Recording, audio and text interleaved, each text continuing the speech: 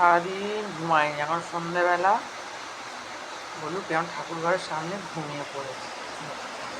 আমি সন্ধ্যা দিতে যাব,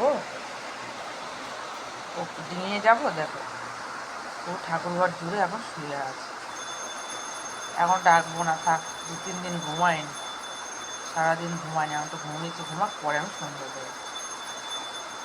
ডাকলে উঠে পড়বে, তবে ডিস্টার্ব করবে না। থাক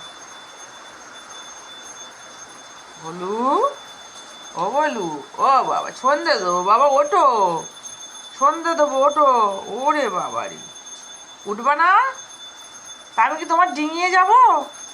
হ্যাঁ, আমি কি তোমার ডিঙিয়ে যাব? বলো, তুমি পুরো তো লেজ নিয়ে একদম দেয়াল সাটিয়ে শুয়ে আছো। ওঠো, সন্ধে দিতে যাবো বাবা, ওঠো। আর ওটাকে লালচুর অবস্থা দেখো, ও একদম বিন্দাস, সারাদিন খাচ্ছে দাচ্ছে আর এখানে শুয়ে ঘুমাচ্ছে। দেখো, ঘরে শোয়, আজকে ঘরে দিইনি ঢুকতে, তারপরে বাইরে শো, বার হবার সময় চিৎকার করে আবার গেট খুলতে হয়, অসুবিধা নেই। আর আমার দাদি আম্মা কি করে দেখি,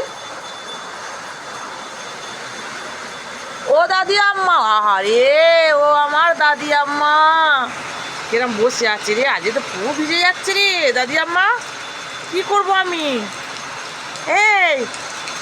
এই বাবা, দেখি প্লাস্টিক দিই গো, ভালো হবে না।